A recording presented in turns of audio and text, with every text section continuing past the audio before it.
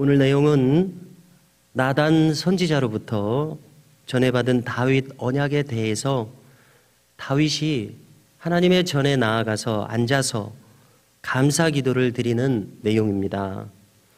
다윗이 기도하는 자세, 또 이 내용을 통해서 신앙인의 특징이 무엇인지 발견됩니다.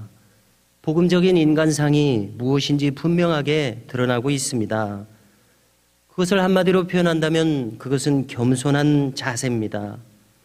그리고 이러한 겸손은 인간끼리 사이에서 겸양하고 사양하는 그런 차원의 겸손이 아니라 인간이 하나님 앞에서 섰을 때에 느껴지고 가지게 되는 태도로서의 겸손이라고 생각합니다.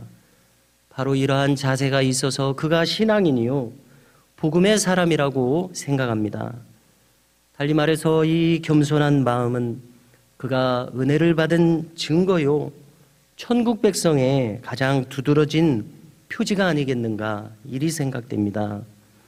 왜냐하면 하나님을 크신 하나님으로 인식하기에, 그 앞에서 나는 한없이 작은 존재로 절실히 인식하기에 이 겸손한 자세와 태도가 저절로 우러난다고 생각합니다. 16절에서 우리가 성경 전체에서도 손꼽힐 만한 겸손한 감사와 감격을 수반한 고백이 터져 나오는 것을 들었습니다. 다시 한번 읽어드리면, 여호와 하나님이여, 나는 누구이오며 내 집은 무엇이기에 나에게 이에 이르게 하셨나이까. 다윗의 소년 시절부터의 삶을 우리가 더듬어 본다면요, 다윗은 저 외딴 곳의 소년 목동이었었습니다. 또 그의 형제들 중에서도 8째 말째 아들이었습니다. 심지어 사무엘 선지가 찾아갔을 때에 다윗의 부친마저도 내놓기에 좀 꺼려하는 듯한 인상을 받는 뭔가 부끄러운 사연이 있을 법한 그러한 다윗이었음을 우리가 잘 알고 있습니다. 이렇게 본다면 다윗이 겸손할 수 있었던 배경에는 그의 어렵고 소외된 환경이 바탕에 있었으리라 이리 짐작이 됩니다. 요즘 흔히 표현할 때 흙수저다 무수저다 이렇게 말하지 않습니까? 그런 점에서 볼 때 그가 받은 은혜에 더욱 감사하고 감격하는 입장이었으리라 생각됩니다. 이렇게 본다면은 꼭 누구에게 있어서 어려운 환경이 그렇게 꼭 부정적이기만 한 것도 아니고 어렵게 사는 것이 저주스러운 생도 아닌 것을 우리가 알 수 있다고 생각합니다. 오히려 그러한 환경이 얼마든지 하나님의 축복과 은혜를 더 잘 깨닫게 할 만한 환경이 될 수 있다는 것을 이렇게 우리가 성경을 통해서 알게 된다고 생각합니다. 다윗은 하나님께서 베풀어 주시마 거론하신 이 다윗 언약의 약속을 나단 선지로부터 전해 듣고 이를 지극히 영예롭게 생각합니다. 주의 뜻을 따라서 이 모든 일을 행하셨다고 하나님을 찬양합니다. 이렇게 해서 20절 이하로부터 계속해서 하나님께서 행하신 모든 역사하신 일들을 과거의 역사로부터 회고하며 찬양합니다. 주 같은 자가 또 어디 있으며 주의 하나님이 없다고 아뢰입니다. 다니엘의 세 친구들을 기억하실 텐데요, 히브리 이름으로 이름하는 세 친구들 중에 미사엘이라는 이름이 있었습니다.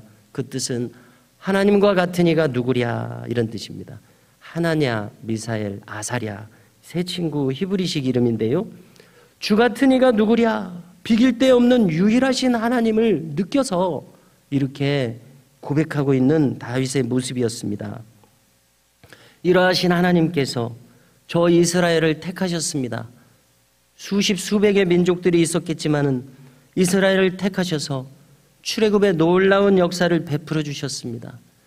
역사적 사실 속에서 행하시는 하나님의 그 구체적이고 특별한 은총을 맛보았기에 이스라엘은 얼마나 특별한 은혜를 입었습니까? 지금 다윗이 이렇게 특별한 은혜를 입은 민족이라는 것을 회상하며 지금 고백하고 있고요. 또 하나님은 이어서 가나안 땅을 그들에게 허락하셨습니다. 즉 이스라엘은 하나님의 백성으로서 자리매김했고 하나님은 그들의 하나님이 되어 주셨습니다. 민족적인 신앙의 고백입니다. 그런데 놀랍게도 이러하신 하나님께서 이제는 다윗을 택하셨습니다. 그리고 그에게 영원한 왕위가 이어질 것을 약속하셨습니다. 이러한 영예가 사울 왕에게 갈 뻔하지 않았습니까? 다른 사람을 찾았으면 다른 사람에게 갔었을 것입니다. 그런데 다윗을 택하실 즈음에 그 모든 일들을 우리가 짐작해 본다면요, 하나님은 사람을 찾으셨다고 생각합니다. 그런데 다윗과 같이 순전히 하나님을 찾는 어린 한 소년을 발견하셨다고 생각을 하는데요.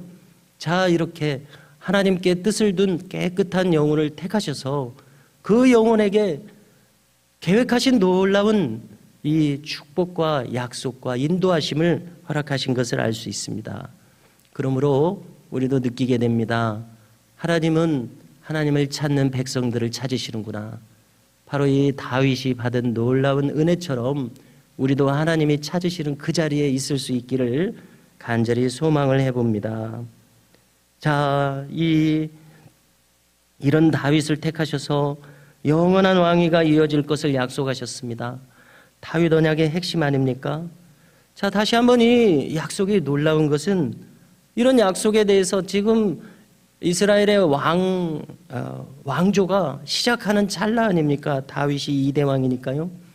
그런데 후대 수십 대 이르기까지 이 왕위에 대해서 보존해 주실 것이다, 이렇게 약속하시지 않았습니까? 미래를 보장해 주셨습니다. 그런데 놀라운 것은 여기에다가 영원성까지 부여하신 점입니다. 그리고 이 약속이 신실하게 이 약속을 성취하시기 위해서, 이 약속에 신실하셔서 우리가 다 아시는 대로 다윗의 가계에서 영원하신 왕이신 예수 그리스도가 성육신하여 태어나게 하셨음을 우리가 확인할 수 있습니다. 아마 이런 것까지 다윗이 짐작은 못했으리라 생각됩니다.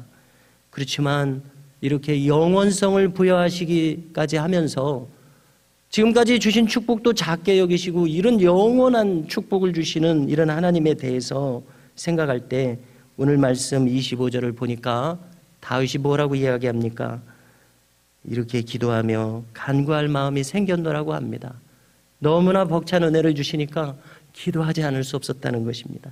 주의 전에 나와 앉아서 하나님을 마주대하고 기도하지 않을 수 없었다. 이 다윗의 심정이었습니다.